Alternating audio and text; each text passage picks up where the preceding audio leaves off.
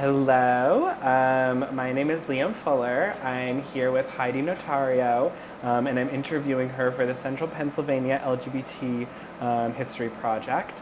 And today's date is the 18th of August, 2017, and we are at Heidi's home in Camp Hill.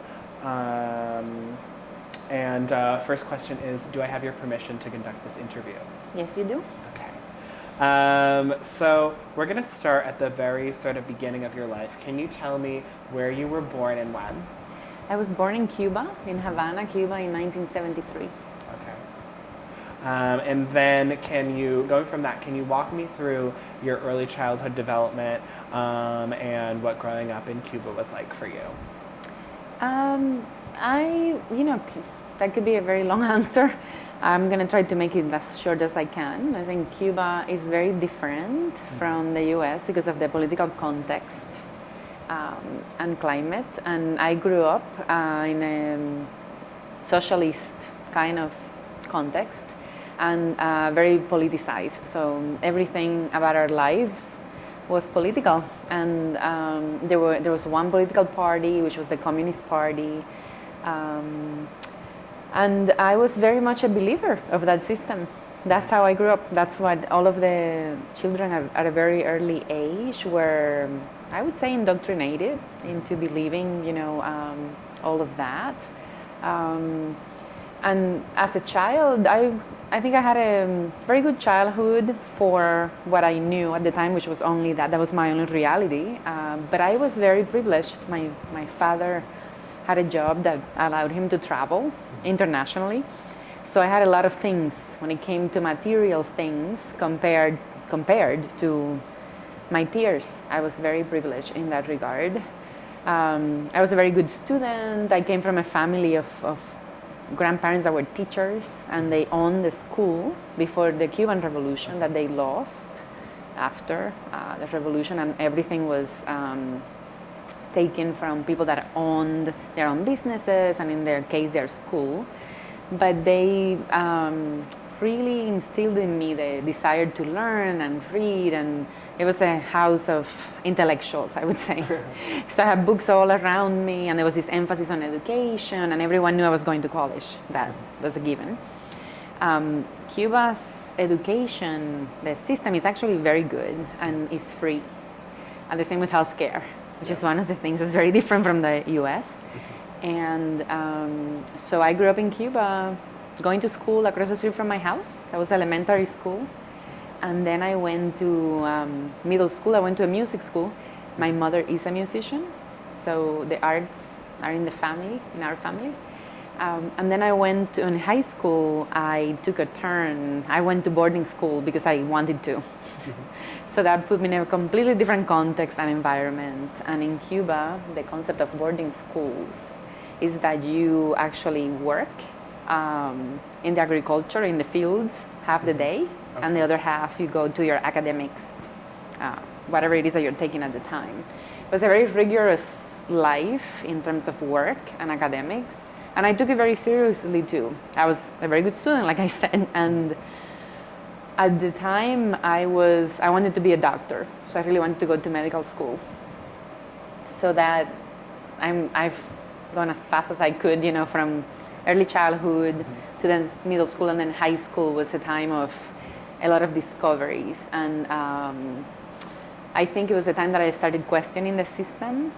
Remember, I said I used to be a believer in the Cuban Revolution and everything else, but I started questioning some of what I was seeing. And I remember creating the newspaper in the high school, and it became a mechanism for us to complain about the system. And I remember the day that we got picked up in our classrooms and interrogated for writing, things that weren't, kosher, I guess, for where we were, for that context. So that was my first encounter, and it was very minor compared to other people that face other much harder or harsher outcomes. I was just called to the principal's office literally and asked to explain myself about what I had been writing. But I think because I was so good with academics, I kind of got a pass I wasn't really making that much noise. It was just that we were threatened. If you continue with this line of writings, we're going to close the newspaper. And made me think, I remember being like, I thought we could say whatever we wanted to. So that was the first, I would say, encounter with how that system, it wasn't a microcosm, but it was at the macro level, operated that way, very much so. I just had been sheltered from some of that most of my life. My parents were both very much involved in the Cuban Revolution, very active, particularly my father. His entire family had left Cuba to come to the US, and he stayed because he believed in that system. So, yeah, so that was high school. And then I went to medical school in college for 2 years. And then I switched to biology. So I was doing that, and I'm studying to be a biologist when I decided to come here. Part of my family had left on a raft. So what happened was that my mother was still a firm believer of the revolution and very much setting on that path. So was my father.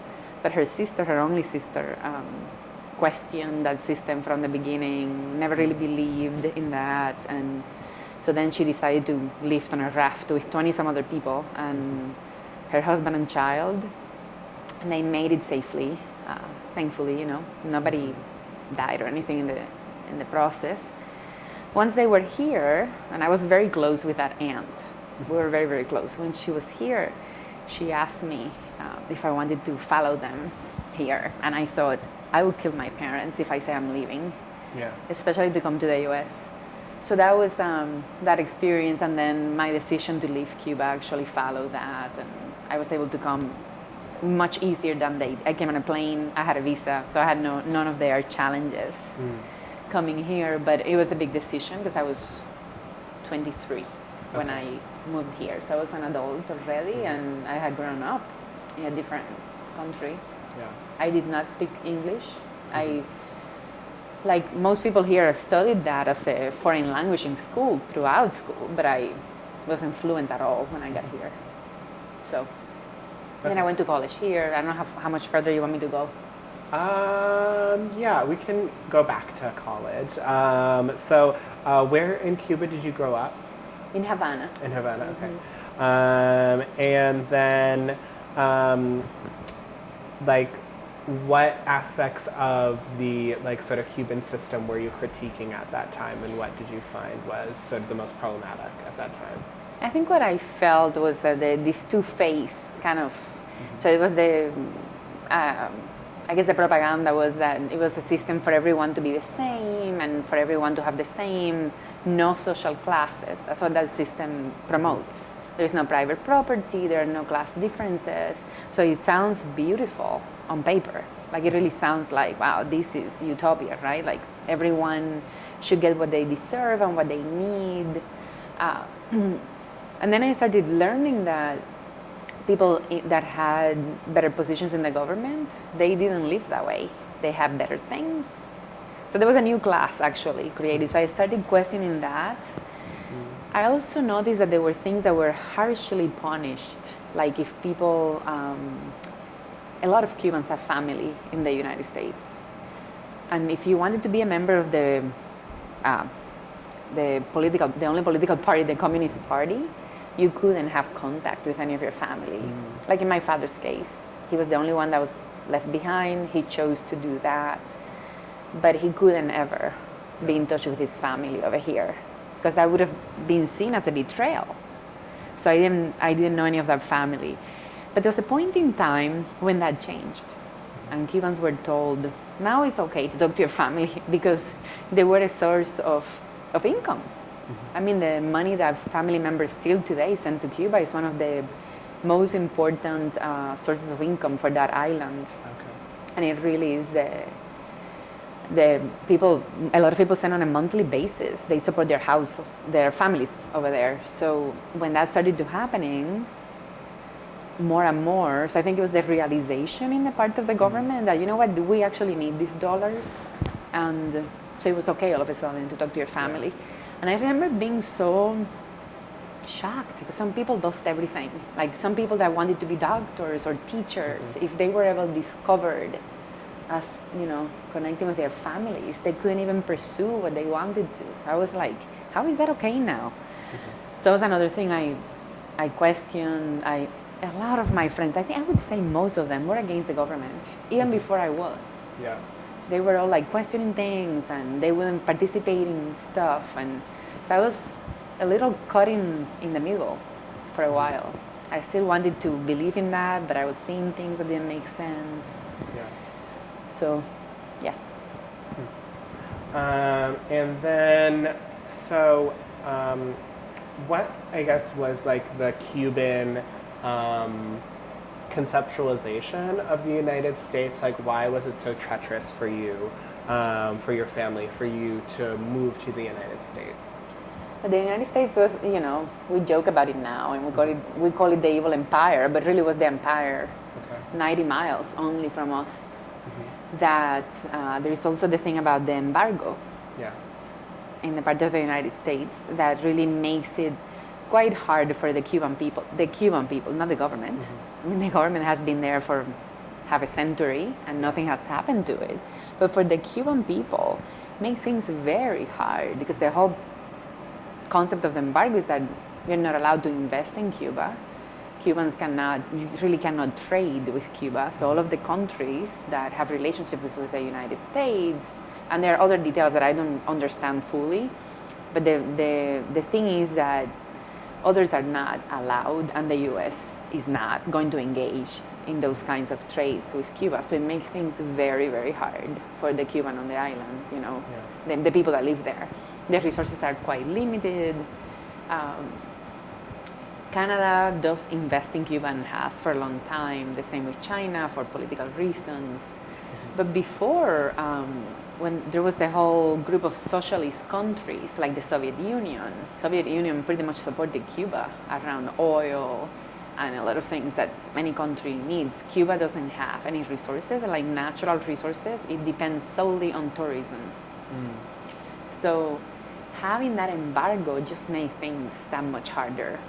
When the socialist countries, like all of that European countries, all of that fell and switched, like Soviet Union was no longer the Soviet Union, the same with Germany and everyone else, then Cuba was left with, there's no one else to support, the island.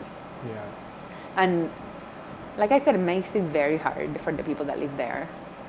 So that's the thing about the embargo that I think it should be eliminated personally. I don't think it does anything to the country. Some Cubans would argue, I would tell you that no, we need the embargo. But I think those are usually people that are pretty right-wing in their thinking and a little extremist, and the majority don't have family there.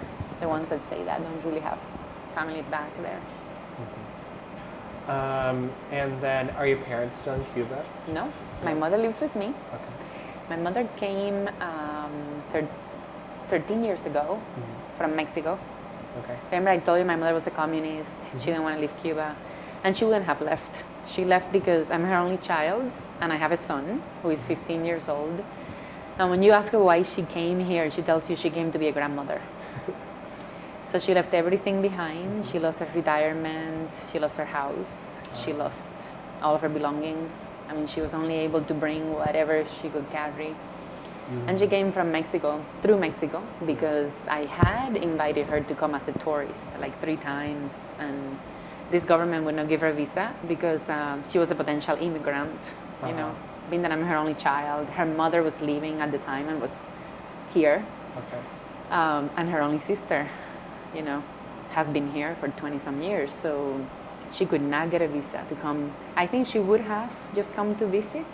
And she would have done the thing of back and forth, but since she couldn't do that, she met my son in Mexico for like 2 weeks. And it was very hard, having to say goodbye and go back. And after that, we talked about her coming, and then she asked for political asylum, basically, through Mexico.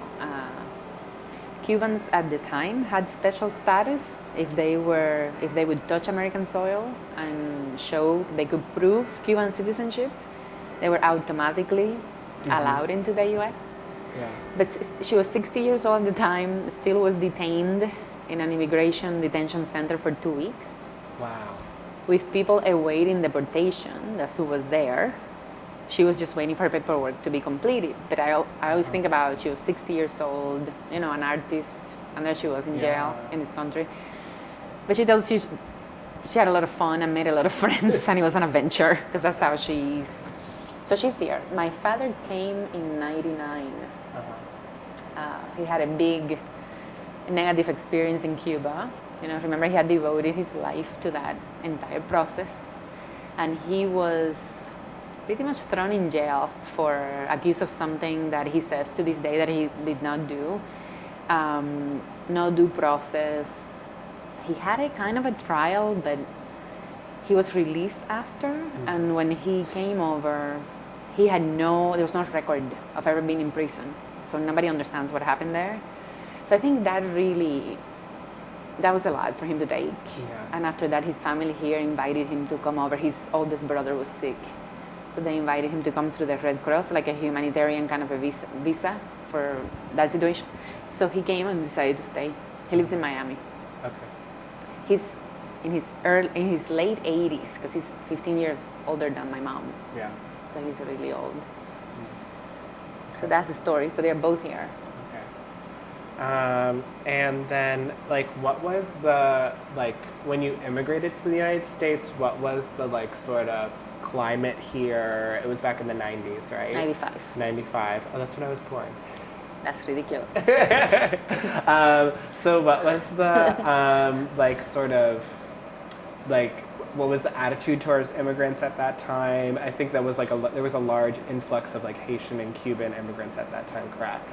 In the 90s? I don't know, actually. Maybe yes, because you're thinking about in 94, the laws changed. So there were a bunch of Cubans that were caught in the middle in the process between coming here and Cuba. And if you were found in transit, that was the time that the law changed. When my aunt and uncle came, if you were found in transit, you got picked up and brought here.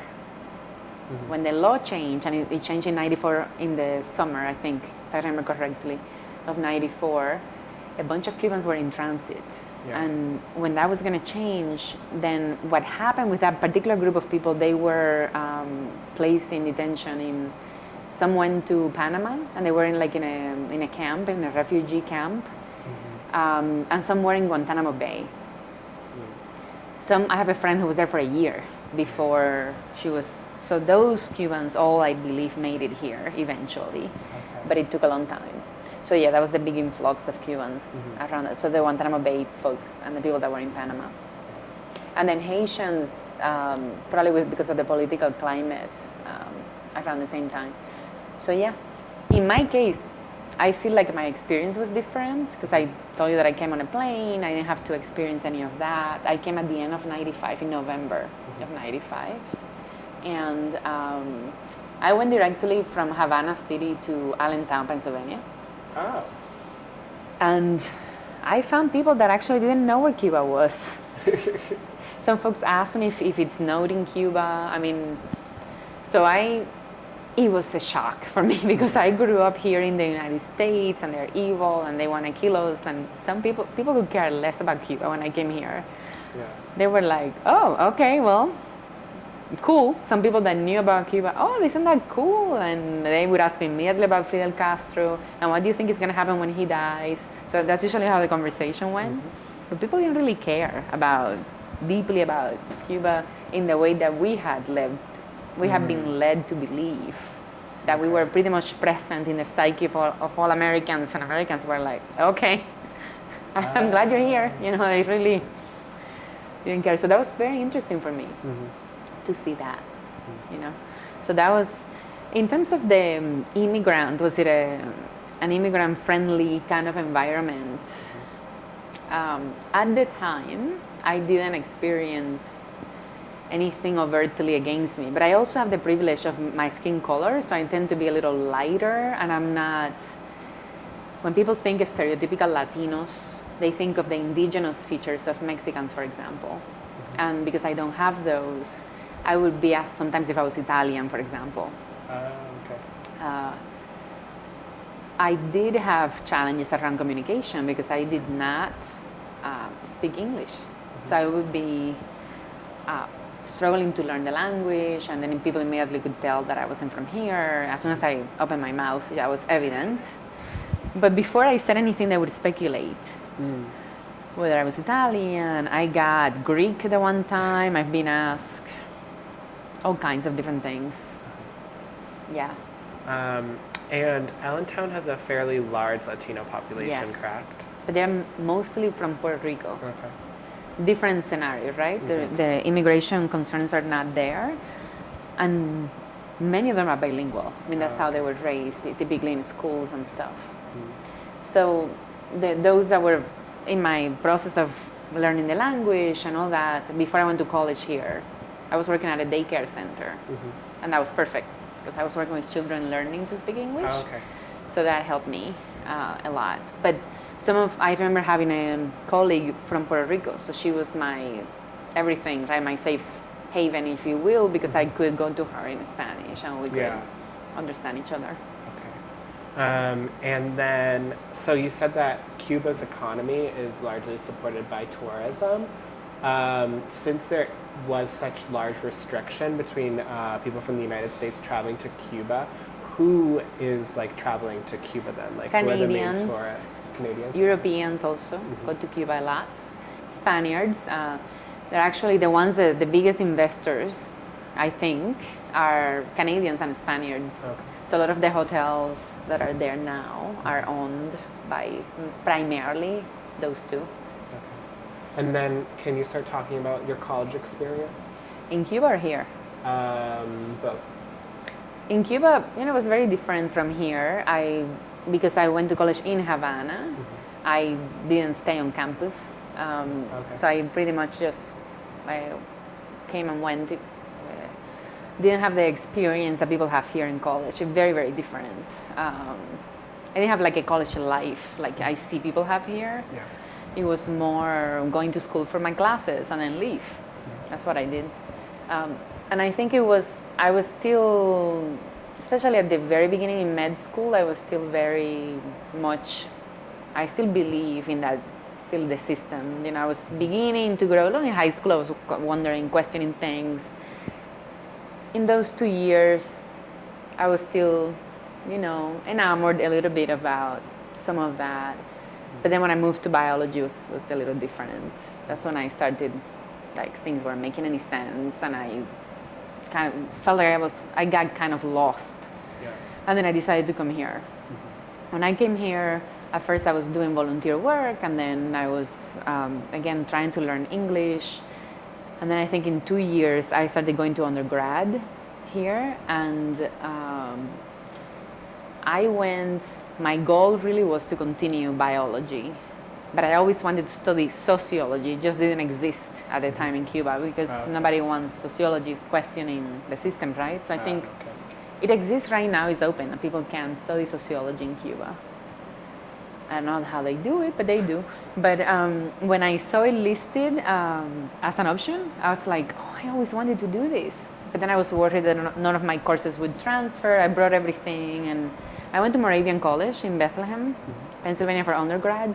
And the dean at the time was very supportive. And I remember being concerned about my language skills. And I was like, I don't know if I can make it. And she was very, very supportive.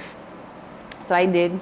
And some things transferred, others didn't because I switched drastically paths, But that's what I did. I went to Moravian for undergrad. Again, I was a non-traditional student because I was working and then going to school at night and in the summers. So I did everything I could as fast as I could. So I remember doing what I had to do, and I didn't have to take some electives and those kinds of things, but I did everything in 3 years. Then I went to grad school. Okay. I went to Lehigh for grad school, all sociology. Okay. So, again, non-traditional student. So I didn't have the experience of students here, basically. That's why it never happened for me that way. I was always the oldest in my class and that kind of thing. And what was that like, being the oldest person there? One of the. In grad school, there were a few like me that were working and then going to grad school. But in undergrad, that was It was interesting. Especially because remember I wanted to do things as fast as I could.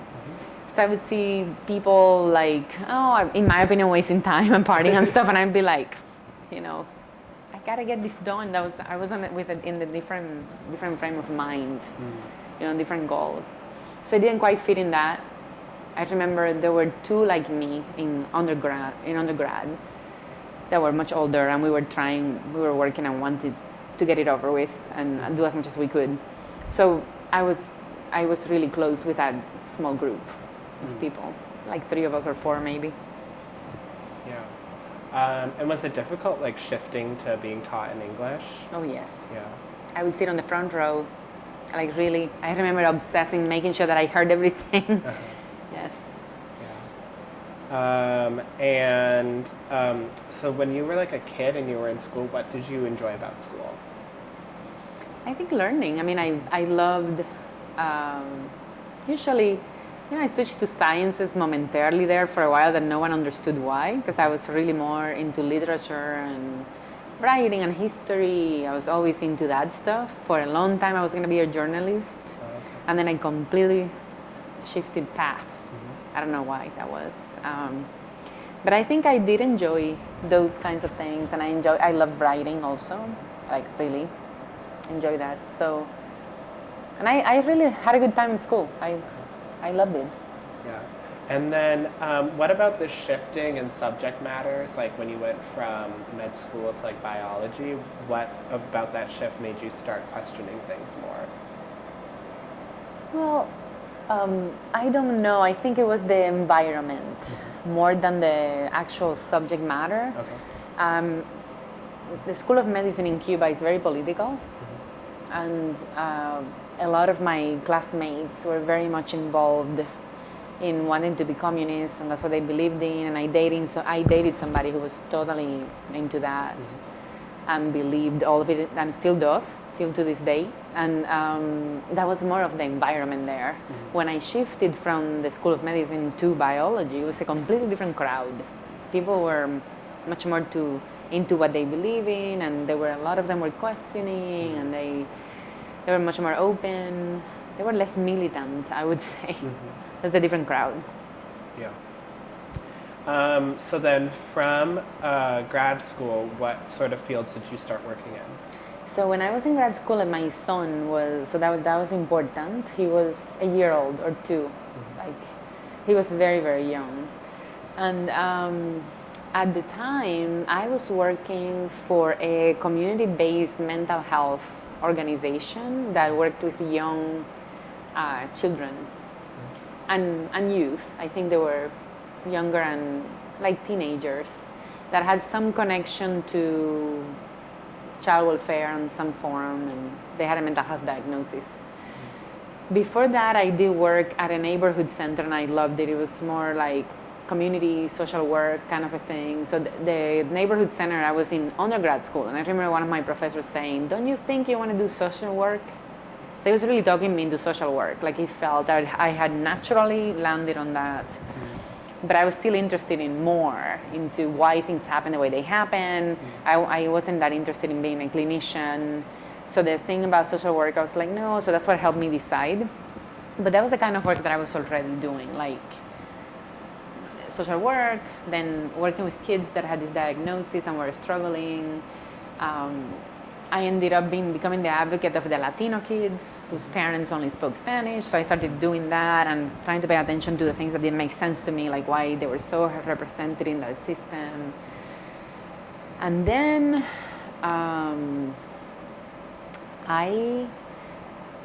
when my son was very young, I had discovered this job doing advocacy work for people with disabilities.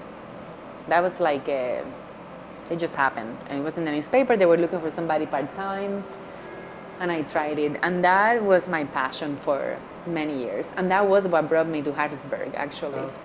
Because I was working for a chapter of a national organization that advocates for people with intellectual disabilities.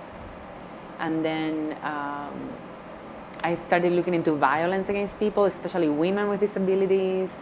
And then I was able to go to the statewide advocacy organization that's at the time was Pennsylvania Protection and Advocacy, which is based here in Harrisburg. Okay. So very much in line of advocacy, social justice, so I started doing more of that. Okay. So are you still working in advocacy work for the intellectually disabled at this time? Nope. I actually, from there, I moved into doing just primarily anti-violence work. Okay. And I moved into the National Resource Center on Domestic Violence. And then I work now for still a national organization, but it looks at the intersections of gender-based violence and Latinos in particular. Okay. That's what I do right now. Okay. Interesting. Yeah. And I'm gonna guess there was like no major religious sort of presence in your childhood? Yeah. Definitely not. Yeah. None of us. In my generation, some people were religious, but it was usually behind closed doors. They couldn't openly say that they were. And then in my family, my parents are not religious, so I never was exposed to much of it at all. Yeah, doesn't that conflict with like communist values? Yes, religion is the opium of the masses. Yeah. That's what Marx said. So. And then when did you sort of go through your coming out process? Oh, that was much later. I'm a late bloomer when it comes to that. So remember, I had a son, and I was married to a man. And when my son was very, very young, I had this epiphany of, oh my God, I think I'm attracted to women. So that was really, it was a shocker. Of course, it sent me directly to therapy because I was like, what? I had never really thought of it. You know, I came from a world that was very heteronormative. That's how I grew up. And very male-centered and heteronormative. So it had never occurred to me. In retrospect, when I think now, I had a friend in high school, and we were very, very close, and we were in boarding school together. Nothing really happened there that I could identify or label it as I was sexually attracted to her, but we were very, very close. So never even paid attention to that, like I said. And then I moved here and met the father of my son. We're still friends. We live on the same street, actually, just a few blocks apart. But that happened. So I was like, oh my God, what's going on? And eventually, obviously, my marriage ended. And there I was with a small child. And then my mother came. I had to tell my mother. I had to come out to my mother, which is quite agonizing because I had no idea what she was going to say, what she was going to do. She's been super supportive. That has been wonderful. But it was coming out to my mother, then coming out to my son when he was like 6 years old or so. And just sort of embracing this new identity that I didn't think I had. Yeah. So it's the process of coming out, I would say I am not out with to my father. We're not that close. And, you know, I see him very little. So it's really something that I've decided not to. But when I went back to Cuba 3 years ago, after not visiting for like 16 of those years, and then there I had to come out to my friends that didn't know. They knew me as heterosexual. I was never gay in Cuba. Okay, so that. So I went back, and it was a new, you know, experience. And what was their attitude towards that? Well, my very best friend in the world is gay. He lives in Barcelona, and he's okay, thank God, this whole thing. But he tells me that he knew it. He knew all about me. I don't remember. He said once he asked me, and I told him no, and he said like he was shocked, but I said no. He's always known this. Okay, but and I have, you know, one of my friends that's there. Most of my friends have left Cuba, so I have very few behind, and that decided to stay. One of them is also gay. I have another one who is a very dear friend of mine, and they were all very supportive. I think they all wanted me to be happy. So I didn't have any negative experiences when it came to that. And then what was the attitude towards like gay and lesbian people growing up in Cuba? In my experience, it was very much not the acceptable thing. I mean, for the most part, it's a very heteronormative country, very, very like macho kind of, it rewards that kind of behavior. So a lot of homophobic exchanges, a lot of judgment against people. But something has happened in the past few years, and is that the daughter of the president, she's very supportive of the trans community in Cuba. And she has used her power to really advocate for trans people. So that, her presence there and her support of the trans community in particular has given a lot of visibility to the LGBT community. So they've had pride marches and festivals, and she always marches at the front with everybody. She's heterosexual, but very powerful. And has kind of created, she has been able to move people through the motions much quicker because she has so much power that whoever wants to mess with her won't do it. So then people are watching this unfold. Like, oh, look at her now with all the gays, blah, blah, blah. But no one messes with that because it's her. So I think it's something that has really benefited the community. So I wasn't living there at the time. I didn't get to see that, but I hear about it now. And when I went to visit, I heard people talk about it, and I work with Cuban activists now. And there is a documentarian that has done this documentary about lesbians in Cuba that I think is wonderful because it really shows the progression, over the years when people were ostracized, kicked out, like seen as less if they were openly lesbians or anyone for that matter in that community. She just did her documentary about lesbians. And it gives you that progression, the things I remember when I was watching her documentary. And then it acknowledges the changes, now. But especially with the trans community, it's really interesting. Yeah. And then, is there anything about sort of your, sort of forming a family as an adult, like your relationship with your ex-husband, your bringing your son into the world? Is there anything else you want to talk about that we haven't touched on already? No, I think the only thing in there is my son being my son, right? And knowing about me and my identity. And I think that has been an incredible journey, I would say. I think my son is an extraordinary person that I call him my masterpiece. I think he's absolutely wonderful. And very, very much an advocate for the LGBT community. He, even when he was younger, he's in high school now, but before that, he would speak up if he would hear something.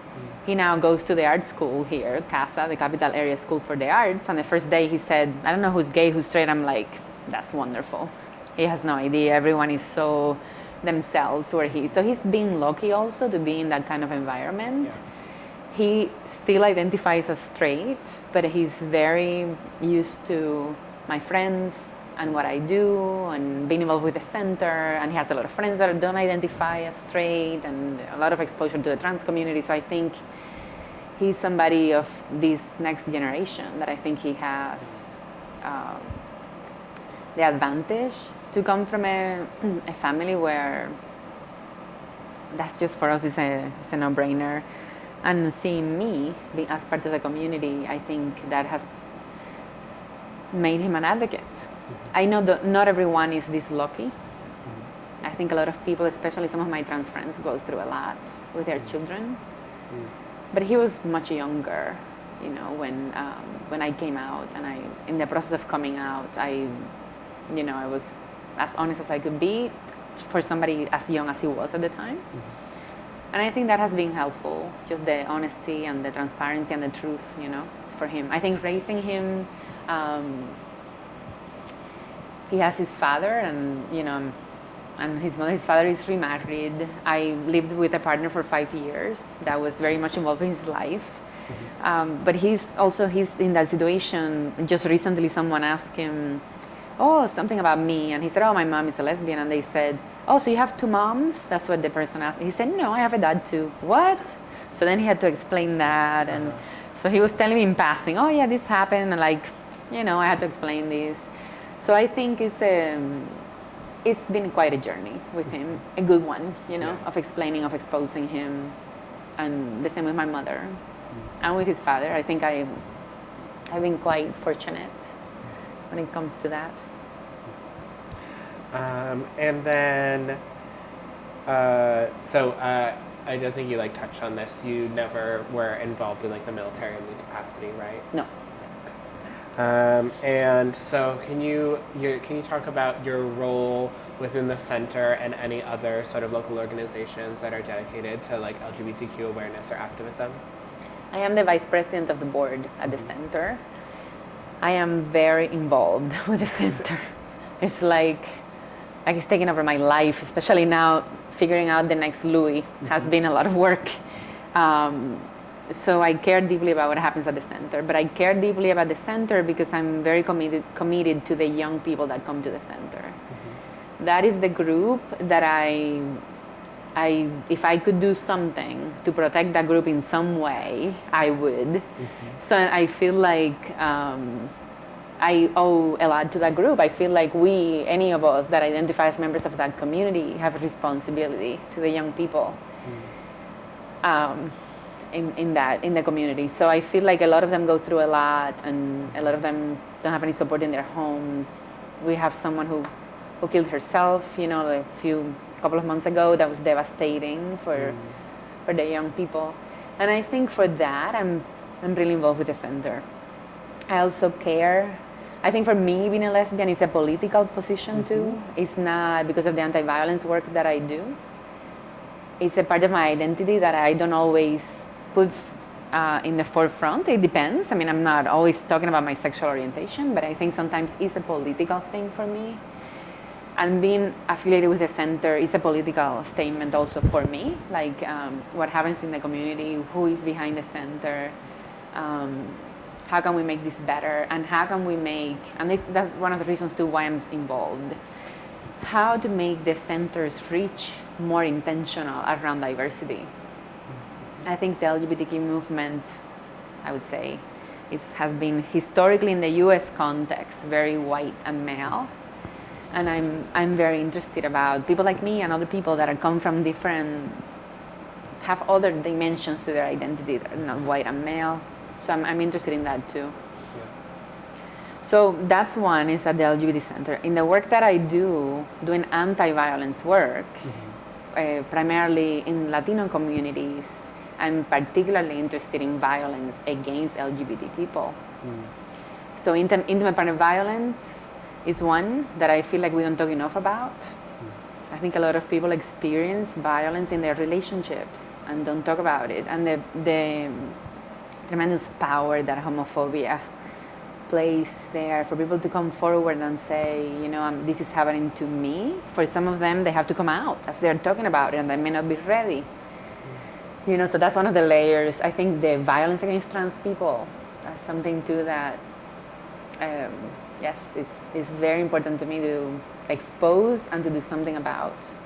So in my work, in my daily work, that's one of the themes or areas that I never lose or try not to.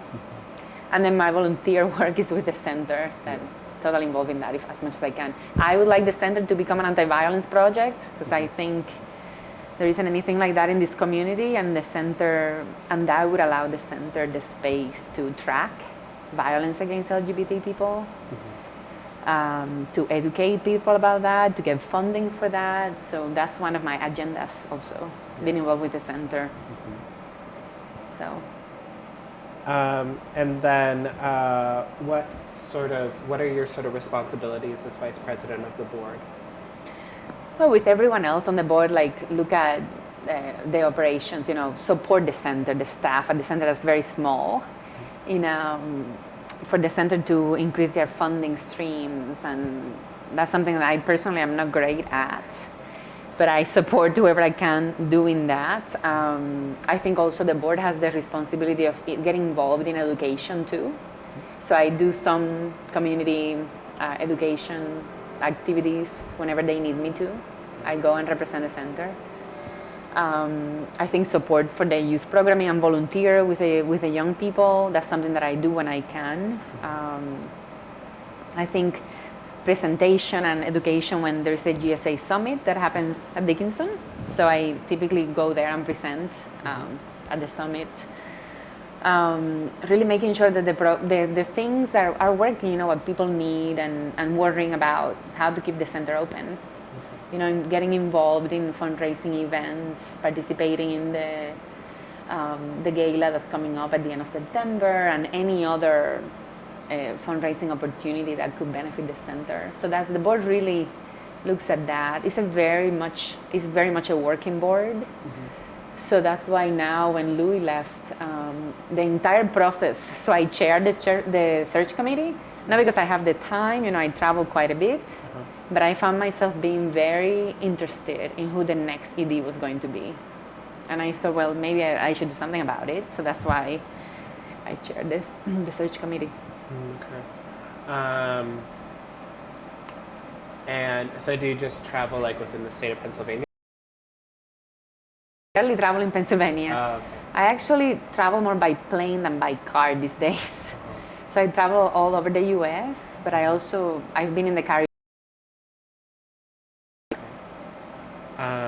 And what was that event that you named as happening in September? September 30th is the Gala FAB, okay. Fall Achievement Benefit. And then, what have you sort of? How do I phrase this? What sort of steps have you taken to make the center more aware of diversity within the community? Well, first, with the board president, Shoshan, who is an African American amazing activist. So she recruited me for the board. So I think I'm the only Latina still on the board. But we have a couple of other folks that identify as people from other communities now. I think so the first step was to diversify the board. Then I've tried before, I was on the board also to do something around engaging women that are between the ages of 30 and 50, because as a group, that's my age group that, I don't know, still big question mark on how to reach them. I don't have all the answers, but I think one effort was to do this gathering and ask them what they wanted. So that brought a pretty diverse crowd, and we heard all kinds of interesting information. In my work, we do a lot of community engagement. So really is to get in community and work from within the community. So that's the next step. That's what we're hoping that the next ED is going to do. And that has been a big piece in our interview process, really, to ask the candidates, you know, what are their plans for diversifying the center. It doesn't help that the center is 100% white in terms of the staff. But, you know, I think what is the role of allies, and we've talked a lot about that. So I think in any piece, like with the allies to the LGBT community, allies to people of color allies to that people are of also color within the LGBT community. Okay. Exactly. I think too with the young people that come to the Center for Programming, they've voiced concern about the lack of diversity. So it's really listening to them. Being intentional about what we do and how we do things. So they've also been part of the search committee for the new ED, because we wanted them to ask what they wanted to ask, and you know, and be very much involved in the process. It's also about not tokenizing people, just getting people because they are a person of color. We asked for the ED, we are looking for a lot of things in one person. So, you know, it's been an intense process, but I think in all of the way the center does programming, the way we talk about the center, I think how we show right now, all of the images on the website are of white people. That's not good. I mean, so we need to change all of that. Our face to the community. What is our face to the community? I mean, so it's work that is going to be ongoing. So we give input as part of the board on all of that. It's about being intentional. And then you were mentioning earlier, talking about like violence, like towards the LGBT community, or like within the LGBT community in terms of intimate partner violence.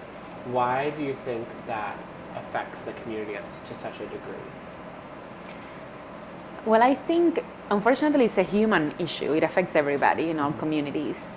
I think the problem with the LGBT community in terms of LGBT or intimate partner violence, is that because of homophobia, having to go for help requires people to navigate through systems that could be very much homophobic. So if you're going to look for help from an advocate that does anti-violence work and the person has a problem against gay people, or especially against trans people, that they meet a trans person and they go using the wrong pronoun and then they feel uncomfortable, and why are you dressed that way, and why is your hair that way? So I think you're going there for the violence, but then you're met with all of these barriers. So I think people think twice and 3 times and 4 times before they come forward. So that's one thing. I think the same is true for other systems like law enforcement. The relationship with law enforcement is convoluted, it's complex. It's another area that we've been working at the center quite a bit about that. Because I realize that the police, they don't know who we are in the community. And I feel, especially in today's climate, political climate, that demonstrations and protests are not going to end. So I feel like, so that I walked away from the intimate partner violence piece, but I'm talking about community violence. Like it could be because your neighbors could be homophobic, because the police could be homophobic or transphobic. So these are systems and people, so it's violence at the community level. So when that's happening too, the intimate partner violence becomes secondary because you have to survive in your world. So people tend to not speak up about what's happening at home. That's another thing. I think people, again, talking about trans people that are in transition and that kind of thing, the violence takes like all kinds of forms, from interfering with treatments and medical processes to threatening to out people that may not be completely out as trans or with their other identity. So an intimate partner who's violent can use a lot against LGBT people just because of homophobia and transphobia at the societal level. So I think it complicates the responses to that kind of violence. It complicates the options available to people. So I think that explains some of it. Yeah, and that relationship with the law enforcement aspect, was that sort of like triggered by any sort of event that happened in the area, or were you just noticing a tension between the two communities? Historically, I've known the tension. Also for people of color, it's not new that the relationship with law enforcement hasn't always been the best. And then we did have an incident on the Capitol steps where a young person was assaulted by a hater who had a sign. I don't know if you guys read about it. There was an article about it. And just the aftermath, and granted that this young person made a mistake, they grabbed the sign from the protester and all that. So that was a mistake that they made. But, putting that aside, the aftermath, the police response, just really treating people, staff from the center, as if, based on that, I concluded that they just don't know who we are, So, so we had a meeting with the Capitol Police, and it was a thing of, this is who we are, we are the LGBT center, we live here. These are the kids that come to the center. Kind of like, that's just not. So, but at the same time, I could speculate that perhaps the people that were so inappropriate, the officer in particular that was so inappropriate, maybe he's homophobic. And that's the danger of having somebody who could be biased in any form with a gun. The combination could be lethal. Yeah. So. Yeah.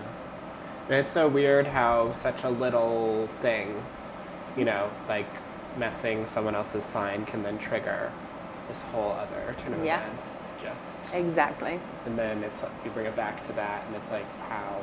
What caused this, right? Because there's so much more underneath. Yeah. So I don't know if I answered your question about and then,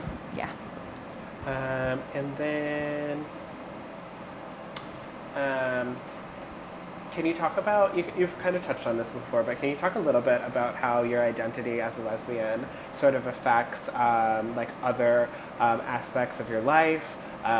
So be it your family life, social life, all the categories here are family, social, religious, civil and political, and then spiritual. Okay. Social.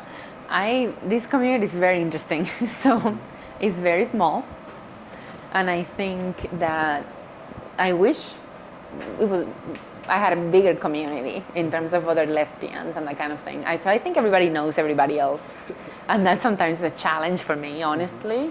I think in my politically and in my work, it's actually great. I work for a very inclusive organization, and being out, I'm one of, there are like 5 of us that are openly from the LGBTQ community in my team, so we're very inclusive in that regard, very diverse.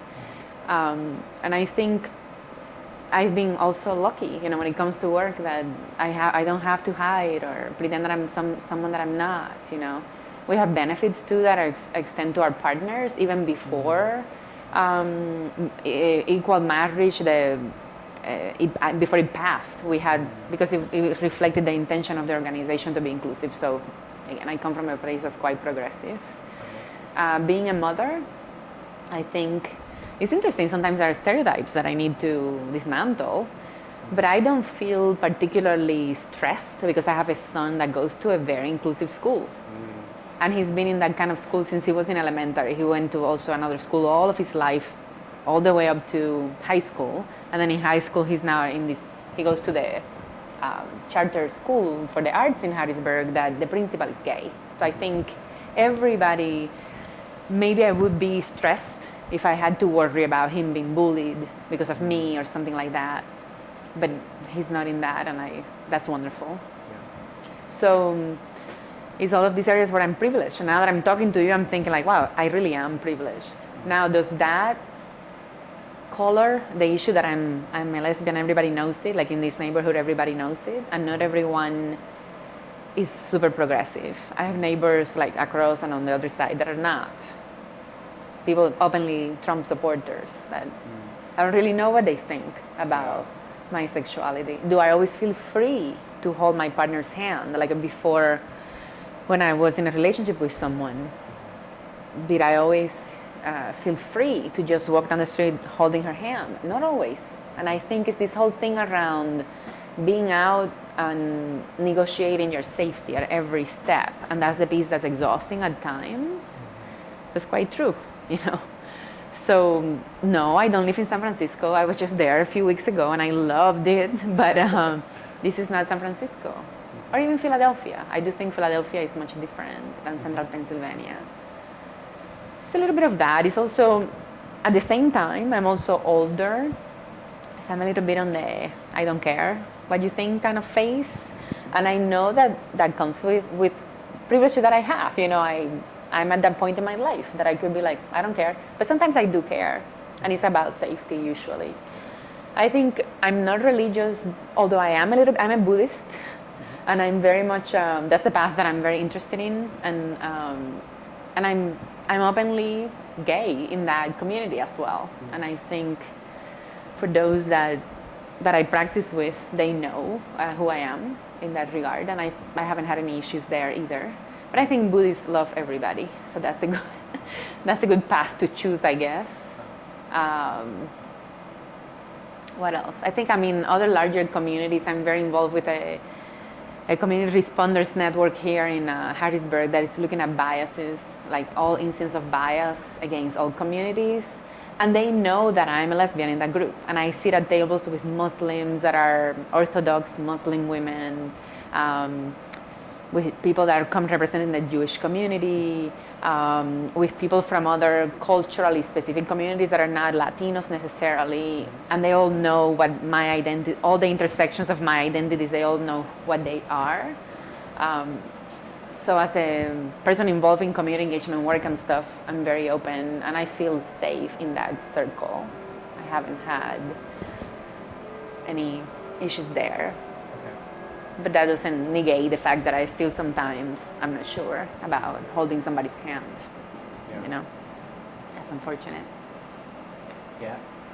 And so you haven't had any sort of adverse reactions from any of your neighbors then? Not overtly. Not overtly. I think at times I've sensed something, but those kinds of things, that the microaggressions that we call them, that not overtly, just maybe something, maybe the tone in their voice or something like that. But no, I haven't been the target of any overt homophobic attacks or any of that, no. And then, is there anything in terms of your engagement with the greater community that you have, the LGBT community, that you haven't talked about that you'd like to bring up? No, I don't think so. Yeah. And you're not involved in any other organizations besides the center? That do LGBT focused work? No. Okay. I am on the board of the National Resource Center on Domestic Violence and working again at the intersections of violence and LGBT communities is one of is an area that they are always committed to, but they are not an LGBT organization per se. Yeah. And then, are there any important turning points in your life that we haven't talked about?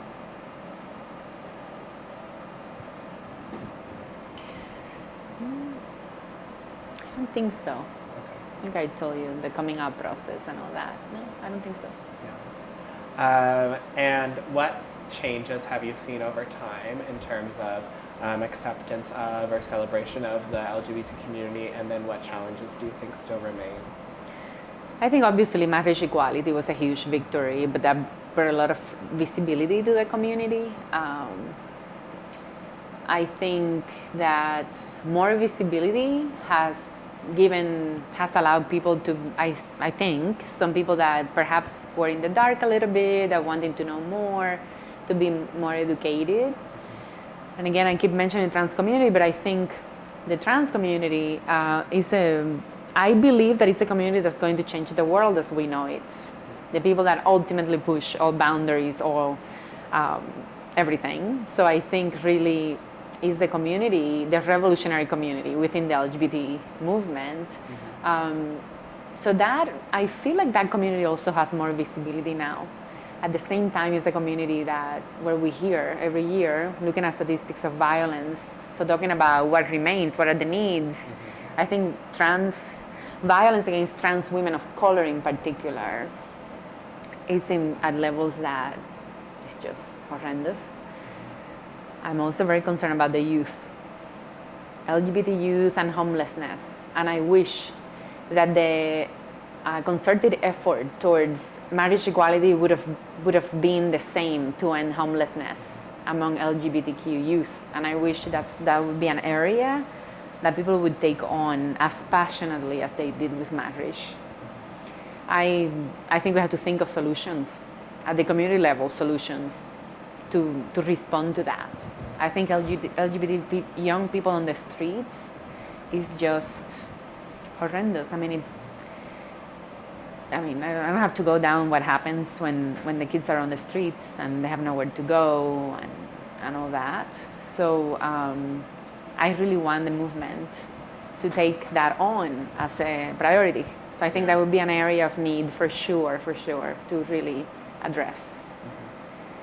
Yeah, it's hard because so many organizations that are committed to solving homelessness in the United States tend to also be religious-based. So that causes for a lot of discrimination in that regard as well. For sure. That's why I do think that community-driven solutions, like somebody was saying the other day, maybe we should have in some communities, people have done this community members become hosts for the young people on a temporary basis, but I think that's better than having these kids on the streets.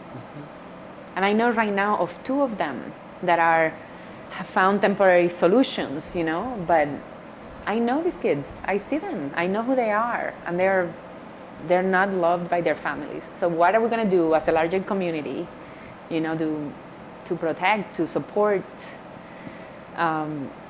I think along those lines, the mentorship of younger people, I think that's super important, like showing that you can have a life, a full life, you know? I think that's super important. That's one of the things I really enjoy about the GSA Summit, being able to come and talk to people. I don't know, I think this probably sounds a little crazy, but I think being more political in terms of the community itself, I sometimes feel a sense of complacency with the community, and I wish people were more like committed, you know, like to really see that an act of violence against one person is against all of us, you know. And I think sometimes people are more like, well, it doesn't affect me directly, so it's not my issue within our community, I mean. Yeah. So I think more options for LGBT elders. I feel like these two ends are very similar. Some of the challenges that people experience, to really think down, you know, like plan ahead as much as possible, but to really be supportive and think about the complexity of supporting LGBT elders. Yeah. It's another group that gets, you know, it could be so complex, you know, and so hard. And I think we don't do enough with intention to think about that group. Yeah. We were interviewing, our first interview that we did this summer was with an older trans woman who was talking about how worried she was at the aspect of living in a home. Yeah. Because she just doesn't know how the home would treat her. Yes. Yeah. Very legitimate fear, right? Imagine that. So somebody at those intersections of the trans identity, an older adult. Yeah. For sure, yes, of course. And I think for trans people, for the rest of the community as well. And for some people, I mean, not everyone is as lucky as I am, that I have a son that tells me now that he's going to take care of me because that's what he sees with his grandmother, that she lives with us. But not everybody has that. Yeah. You know, and who knows, right? I mean, I do think that we have to be more intentional about prioritizing these things. I think too, in the larger scale, like really more intentional studies that look at the quality of life for LGBT people. Like what are the factors or the things that really have to do with quality of life? Or of course, I'm the sociologist is talking now, but I think that's important to really know more as much as we can, and to look at the intersections of the queer identity and race and ethnicity and national origin. I think all of that is important too. And is there anything through your work on the summit that we haven't touched on that you would like to talk about as well? No, I don't think so. Okay. Maybe self-care is the one area that I do talk to the young people about, like self-care and self-love, that I think is another piece that we all could get more of. Yeah. And then a question that I've been asking a lot of people this summer is just in general, what is it like to be a lesbian during the Trump presidency? In my case, you can add a lesbian and an immigrant during the Trump presidency. Yeah. And I do have to say that my son was the person that kept me grounded. I personally got violently sick after the election. So I had a weird case of vertigo and hypothermia that no one could explain. And I really believe that it was my body blowing up from everything that I had seen. It seems surreal. Remember, I'm an immigrant. I came to this country looking for a better future. It negates everything I believe in. My work, the things, all of the progress that had been made in the past 8 years around women's rights, LGBT rights, trans rights, it's all of that is in danger right now. It feels that way anyway. So it's a moment of profound reflection. It's a moment of engagement. Like I feel like I need to do something. So I had to get past my illness and get on with the program and the fact that, well, this is happening, so what am I going to do about it? And it's also been a time for reflecting on self-care. I think that, yeah, it's important. I think living in this time too has been helpful. The one thing that I always tell people in the community if this comes up is that it has forced us to work together. Like really come together where we have one common ground, one piece of equal something, but it has. I mean, and everything that's happening now around what just happened last weekend, what just happened yesterday in Barcelona. I mentioned that my best friend lives in Barcelona, so it just shocked me. I had to call and ask him if he was okay. You know, these are times of uncertainty, and I feel they're a symptom of what's happening here. I think this hatred, just for the sake of it and so blatant, is affecting all of us. So I think for those of us that live at many intersections, these are difficult times. You know, I was with the people that looked at moving to Canada at that point. My son was who said we should not leave. We have to stay and fight. So he really helped me, you know, stay grounded. Yeah. And then you mentioned earlier your mom's process to get asylum. Do you think that would have been easier under a different administration, or do you think it would have been just as hard? I think in her issue, just remember that as a Cuban, she had special protections at the time. I think it really depends on what the laws are at the time. Having said that, we can speculate that right now, anything that's immigrant related, this isn't a good time to come here right now, right? For anybody. So under an administration like this one, I think for anyone, except for perhaps Europeans, you know, but I think for Latinos in particular, this is a time of a lot of hatred and targeted violence when it comes to Latinos. Yeah, well, they proposed a few weeks ago to start a bill to start limiting skilled migration to the United States, which is like so contrary to the direction I think we should go in. Like many other things, right? You're like, is this really happening? Like, it feels like a nightmare that we're gonna wake up soon, but yeah. And are there any topics we haven't touched on that you'd like to bring up? Or? No, I don't think so. Okay. Well, I think that suffices, unless you have any questions. Did you mention what year you came to Harrisburg? I came to Harrisburg in, I have to think about this, because I came in 95, and I believe I lived in Allentown maybe in 2003, when my mother came. I think it was in 2003. How many years have you been involved with the LGBT Center and the LGBT community here in Harrisburg? So, close to 10 maybe, maybe a little less, but 7 years, something like that, I would say. Yeah. And was there anything that surprised you about the community in Harrisburg versus what you had seen in like Allentown or other cities that you traveled to around the country? Yes. I think the community in Harrisburg is complex. I don't have all the answers as to why that is, but I do feel like it tends to be a little fragmented. I don't hold anyone accountable for that. You know, I think in looking at the center, you know, like we're really trying to be more intentional and do more community engagement work. But I feel like there are a lot of people that I never see. I think there are a lot of members of the community that are invisible, not because they don't come to the center. It's because we don't go to them, is my belief. It gives the appearance of a community very similar, very monochromatic, when it's not. Because the statistics in Harrisburg of demographics, if we're only looking at Harrisburg is quite diverse.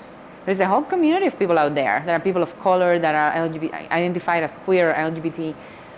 So I discovered them in pockets. That's what I've learned. There is a whole pocket of lesbians now that I discovered recently through dating someone. So I was just like, I never saw any of you. Different group. So it may have something to do with socioeconomics when it comes to women again. I am not aware of the men's scene. I don't know all that goes on with the men, but with women in particular, I feel like women prefer perhaps to go to each other's homes and have house parties. It also has to do with women still make less than men. The whole closure of the women's bar, that was tragic. You know, that was the one bar. So now there is 704 that's in between, and I guess there are more women there, but still, that was so tragic, losing that bar.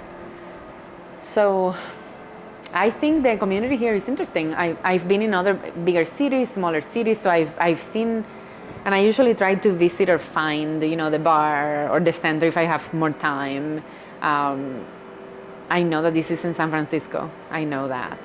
There are other issues there too, so incredibly expensive. But I am hopeful. I think Harrisburg has a lot of potential. There are a lot of great things happening now. And I think the center is at a very good moment too. And hopefully, some good things will happen. But this community is interesting and different, I would say. Okay. Well, thank you. Thank you both. Thank you very much.